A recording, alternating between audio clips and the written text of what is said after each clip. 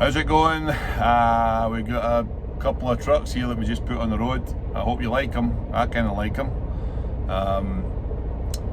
Probably looking for some drivers for them too. So if you are interested, hit us up. Okay. Hope you like the video. Thanks for watching.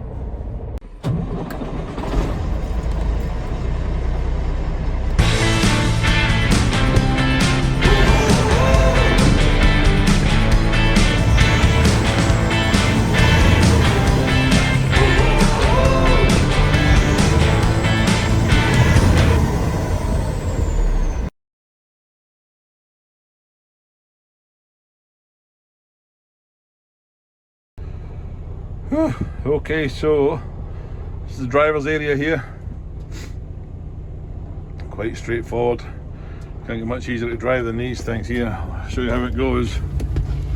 Get my button, foot in the brake. That's it in gear. That's neutral. And that's reverse. This is the retarder here. You set it in automatic or manual. Straightforward. Got some tunes there. Cup holders down there.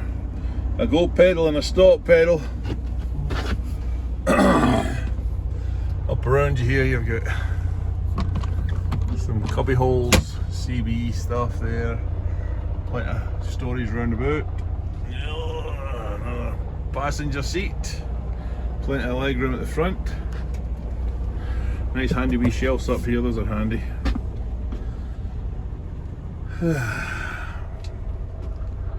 So this is the look from right up at the back here.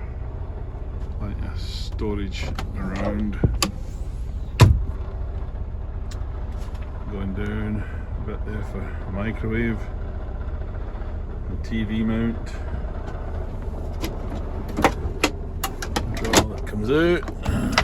Fridge there. A icebox thing. Around the other side. More storage. A wardrobe. What the hell is that there? I don't know. Oh no, that's just the cover for the back for all the bunk stuff. And more storage down the bottom. This is a really cool part though, up top here. There's some nice lighting on the top of this thing here. An upper bunk, got a ladder there. That's the lower bunk there, folded up. And down here, we've got this side facing seat. Nice table that folds down, and this kind of 45-degree angle table, seat, sorry. So if you feel so inclined, you sit back here. Uh-oh, bad light there, sorry about that. These have got seat belts on them. So if you're feeling ambitious, take a bunch of drivers with you and you never need to stop. You can lose money even quicker in this current market. That's it, really. This thing here, just pull that and it slides down,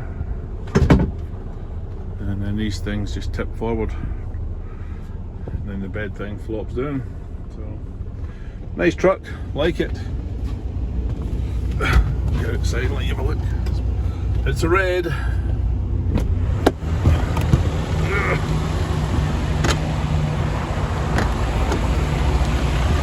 Still get the grizzly on it.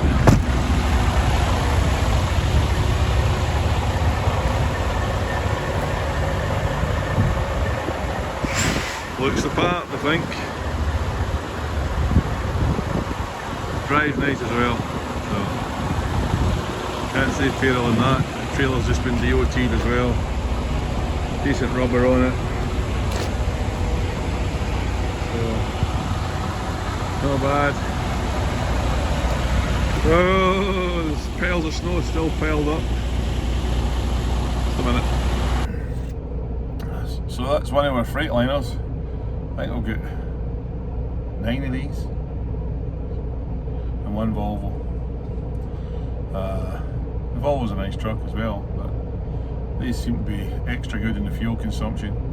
They're super easy to drive, these modern trucks, you know. This is a 2019 I think, but compared to that, my old yellow 379, no gears to grab, and they're just so much quieter, so much smoother, more room.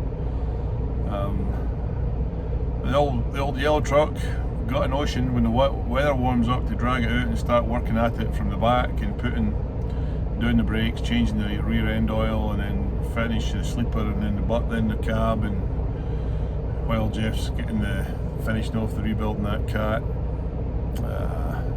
that supposedly 800 horse cat that we had in that blue truck. So that'll be only for certain people to drive probably. But the trucking at the minute, you know, to say that the rates are not good is a bit of an understatement. We're having to change how we run quite severely. We're not taking any of these great big long runs to the east coast and back because, you know, the profitability in it is terrible. Some of these loads are less than $2 a mile, and don't want to do that. You know, rather piddle around the doors here within a 800 mile radius and load and unload a bit more frequently and get better rates. So it's a challenging time to say the least. You see some of these truck drivers getting in and out of the truck stops, and they don't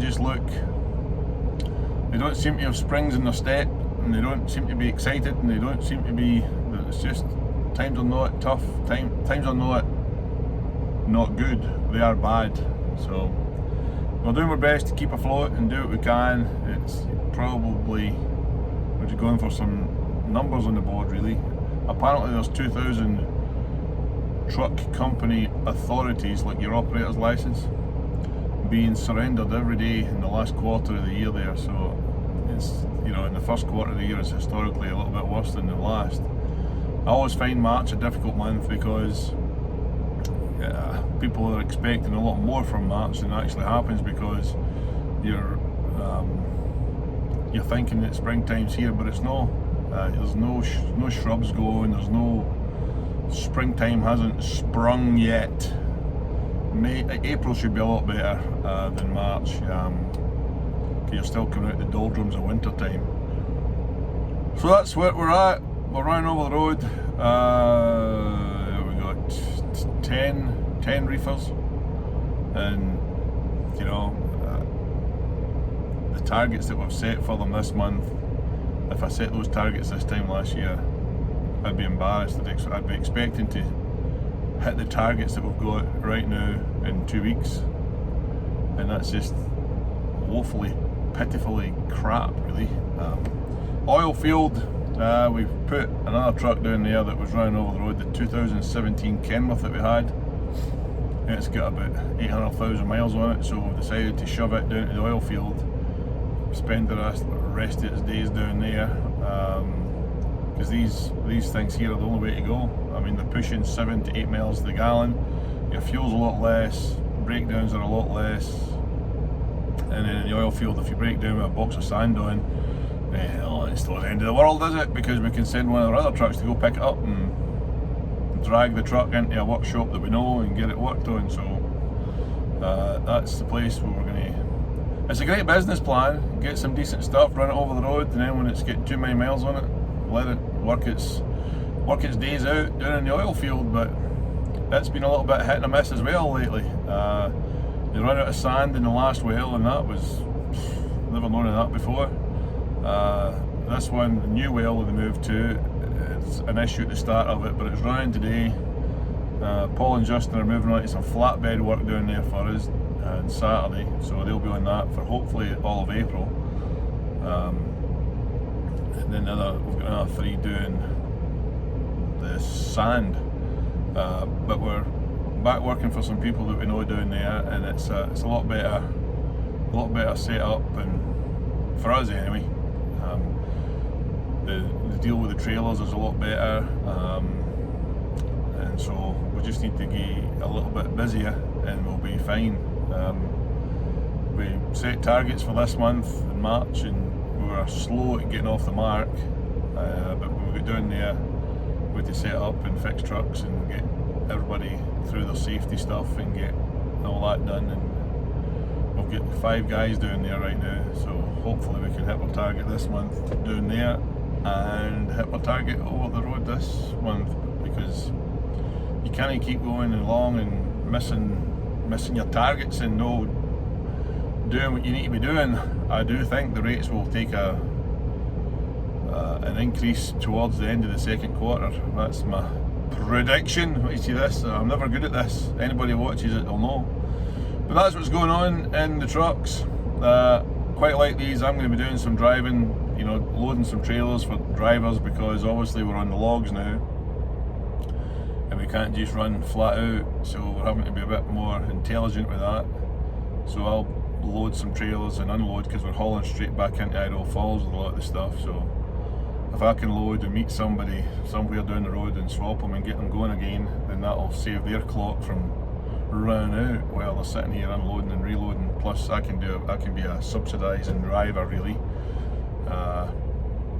so as that I get paid anyway, but I can be loading these trucks and have them turn around in the same day they come into town, just come in, drop the trailer, hook on another one and go, and then I'll do the unloading and the reloading for another one. So plus it lets us get a look at the trailers.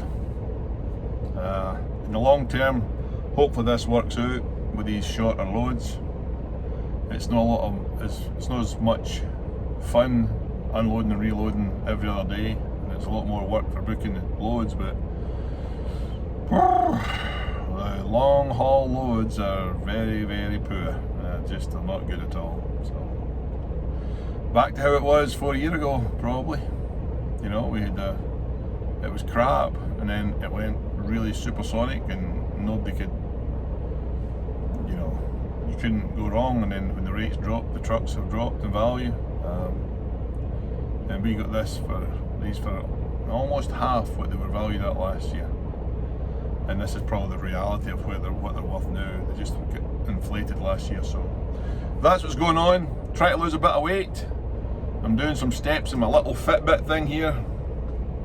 My wife's banged on at me for years to get one of these, and I'm doing it now.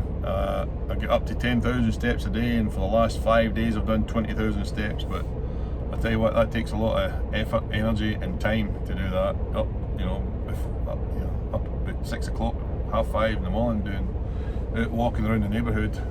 I need to learn how to break into cars and people's houses, and then I can be out there doing something constructive and make some money, so that when I'm getting chased by the people that I've stolen from, they'll be able to get my steps in quicker. But you do feel a bit self-conscious when you're walking about at night time. In America, in Scotland, it's not a big deal. People walk all the time, but in the suburb areas here and the neighbourhoods and stuff, folk don't walk. Folk just get into their car in the garage and drive out it in a way and then drive back in, and that's it. You never really see a human being walking about the street until you get the Scottish guy walking around the neighbourhoods at 6:15 in the morning, 9:30 at night in the pitch dark. So, but hey, try to do it, try to stay a bit younger, try to keep my youth that's slowly slipping away from me. But that's about it.